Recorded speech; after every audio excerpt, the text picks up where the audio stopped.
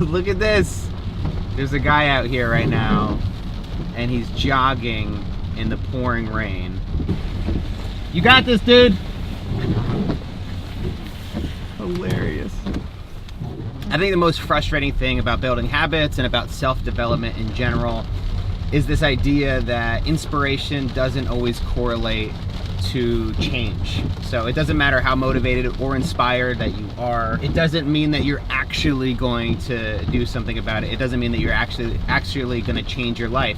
So I wanted to talk about why you should start thinking long term and stop trying to change everything about your life in a day.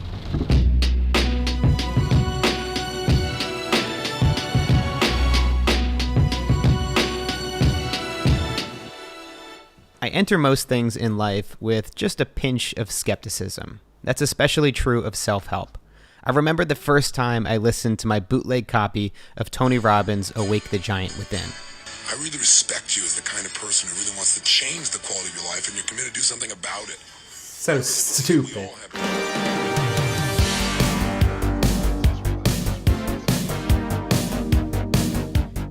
I was hooked on self-help.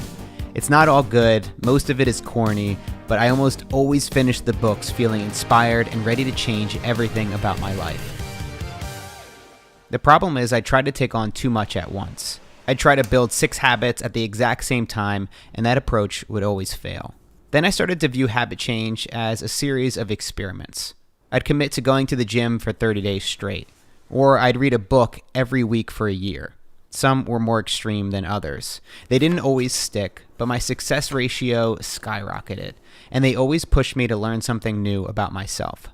So this year, in an effort to try to learn more, but also to make myself feel very uncomfortable, I'm going to be doing 12 30-day experiments. Some of those experiments will include quitting caffeine. As a daily coffee drinker for the last 5 years, I've been dreading this one, but I know that it will be healthy to take a little bit of a break. Cold showers for 30 days. I've taken many cold showers in the past, but I've never committed to doing it for this long, and it makes me very nervous. And I've already started this month by quitting sugar. So I'll be announcing these challenges on Twitter and Instagram probably the day before the 30-day challenge, so at the end of every month. And I want to encourage you guys to do this with me.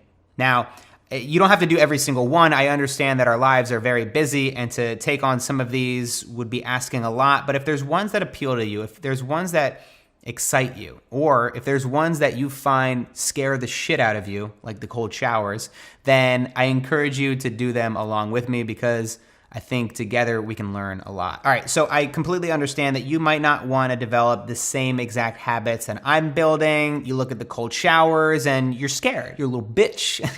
That's weird. I can't say that. I shouldn't call you a bitch, but you're being a bitch. But no, okay, so if you actually don't want to do it, that's totally fine. That's why I've actually come up with a list of 12 habits that you might want to build instead. So these are the 12 habits that I've built that have had the greatest impact on my life and that I think might help you. Exercise every day. Set a minimum amount of time to work out every day that you can actually follow through with. Everyone can set aside 10 to 15 minutes to go for a jog, do a few push-ups or sit-ups. Eat more veggies. Most days I make smoothies to get more veggies into my diet. Even adding more veggies to one meal a day can make a big difference. Read every day. Listen to an audiobook or do some light reading before bed. You don't have to read a book every week, but the dense content you get from books is unlike any other medium. Drink more water. The common recommendation is to drink 64 ounces or 2 liters of water per day. Stop buying new stuff. You can learn a lot by stopping purchases for even 30 days. You'll break that habit loop of buying just for the dopamine hit or as a distraction mechanism. You'll also likely save a lot of money. Meditate. I'll be honest, I don't meditate much, but it's been a habit that I've valued in the past. Sam Harris has a meditation app called Waking Up, which I'd recommend checking out. Build a morning or nighttime routine. This is a little bit more advanced, but something that might be called a keystone habit. You're developing one habit that's connected to many others. What are 3 things that you can do every morning or night that will increase the quality of your life? Work on a passion project. Take 30 minutes to write for your blog, start learning photography, or even learn an instrument. Sometimes we get so focused on achievement that we're not really focused on things that we actually enjoy or love. Declutter. Spend the month downsizing and cleaning out your junk drawers. The Minimalist created a really effective game called the Minimalism Game. In it, you get rid of 1 thing on the first day, 2 things on the second day, 3 things on the third day, all the way to day 30. You end up getting rid of a lot of shit. Journal. A daily journal can help you catch negative patterns or get a clear vision on your goals. I've carried one on and off for years, and the act of getting my thoughts down has helped me a lot. Wake up early. I wasn't always an early riser. I used to spend late nights working to get projects finished last minute. But waking up early has helped me avoid procrastination and spend time with family and friends after 5 p.m. Quit social media. I made a video last year about my 30-day social media detox. That change continues to save me time every day and avoids me from falling into the comparison trap that I often find on Instagram and apps like it.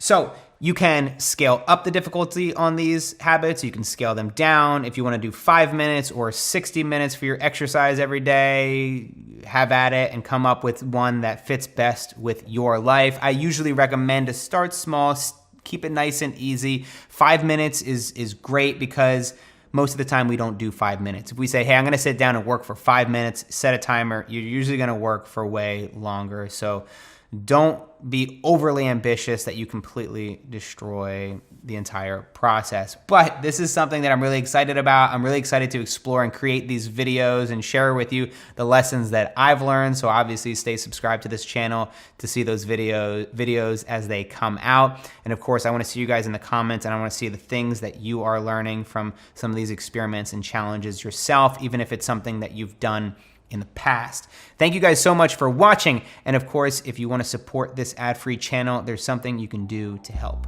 You may have heard that I have a Patreon account at patreon.com/MattDiavella. I'm making videos that I don't release anywhere else. So far, I've made 10 videos on filmmaking and creativity, 4 videos on lifestyle design, 3 videos that are personal vlogs, and 5 AMAs.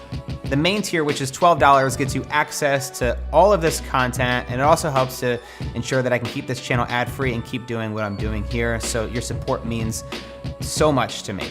Of course, if you don't have the money, that's totally okay. I'm trying to make this as affordable as possible for people at the cost of a cup of coffee every week.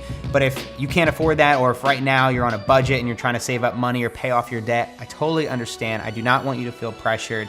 Continue to enjoy my videos ad-free and guilt-free. The fact that you subscribe and watch them is enough for me. Thank you so much, and I'll see you next time.